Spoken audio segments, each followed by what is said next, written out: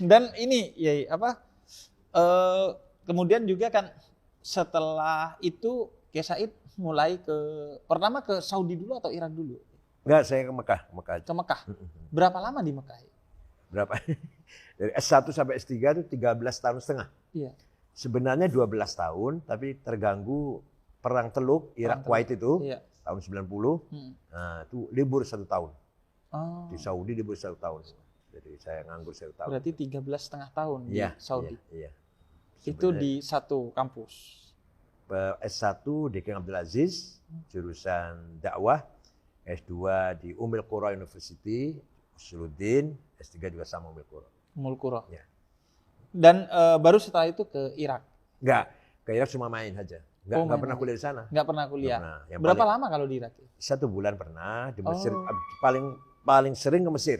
Okay. Ke Mesir ada 4 kali ada berangkat. Dan kalau ke sana habis 1 bulan. Karena Mesir itu adalah gudangnya ilmu pengetahuan. Tempatnya ulama besar-besar. Saya suka sekali ke Mesir.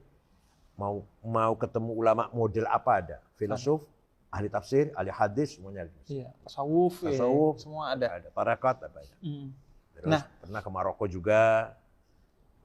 Berarti ceritanya dikirim ke Mekah itu gimana ya? Saya melamar sendiri, mengajukan sendiri. Oh. Ada. Waktu itu sangat mudah masuk ke universitas. Karena apa? Karena pemuda Saudi jarang sekali yang mau kuliah.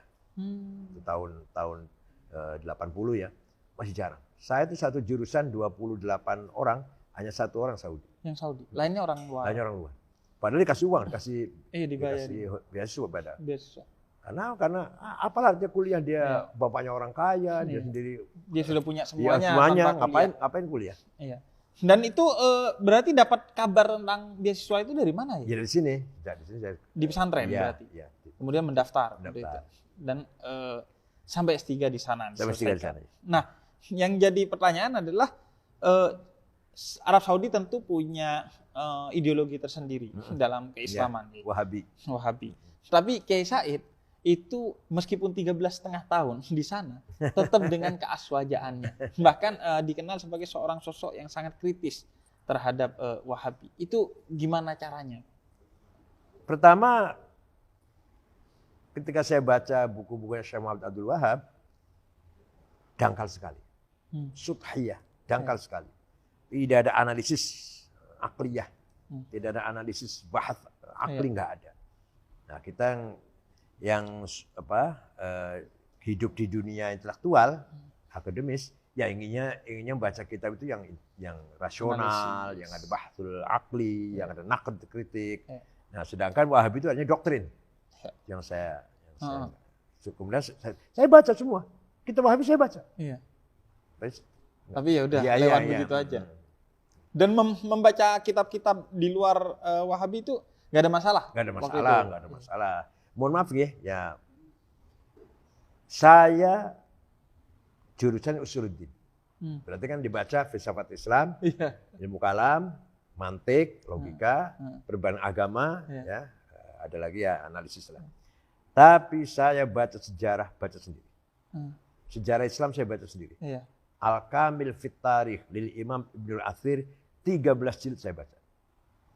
Tarikhut Tabari wal Muluk 10 jilid saya baca. Fajrul Islam, Duhal Islam, Dzul Islam Ahmad Amin saya baca.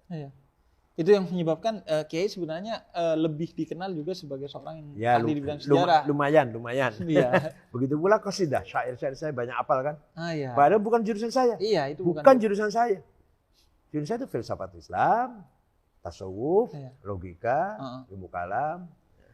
Dan tapi karena ya minatnya itu di sejarah dan syair. Dan itu baca sendiri. Nah, Kiai juga setelah itu kan kemudian Kiai Said dikenal sebagai seorang yang dekat dengan almarhum Gus Dur. Dan dipersiapkan untuk menjadi pimpinan Nahdlatul Ulama oleh beliau gitu. Nah, itu perkenalan pertama dengan Gus Dur dari mana? Suatu ketika Gus Dur haji, terus saya temuin, saya ajak mampir ke rumah.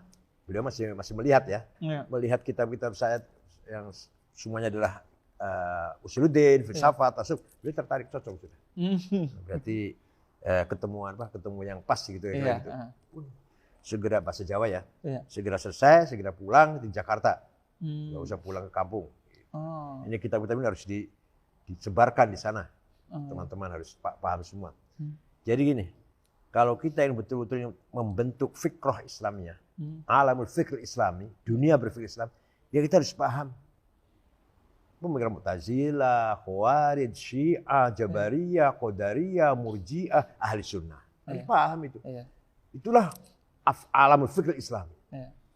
Dan itulah yang menyebabkan seorang Kiai Said akhirnya kokoh di keaswajaan karena sudah melanglang buana kemana-mana itu.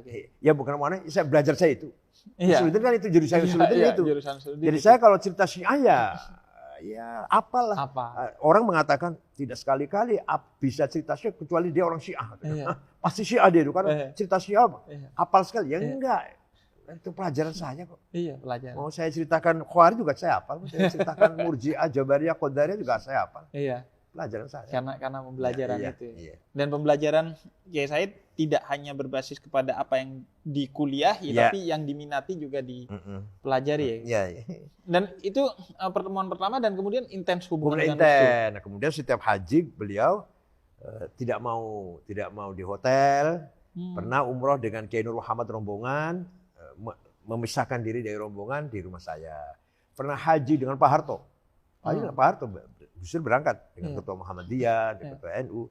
Dan beliau meninggalkan Wisma Haji, rombongan ke rumah saya. Baru masa sempit 2 kamar semua. Makan sayur asem. Tapi beliau senang karena itu. Lihat buku-buku itu. Ngobrol berdiskusi. Iya, diskusi. Sampai malam diskusi. Tukar pikir. Dan itu yang menyebabkan Gus Dur kemudian ini harus dibawa ke Indonesia. Dan beliau sowan ke Syekh Yasin Padang, saya antar. Said Muhammad, saya antar. Said Muhammad Al-Maliki. Sangat cinta sekali Said Muhammad dengan Gus Dur. Sampai dibawa ke kamar tidur.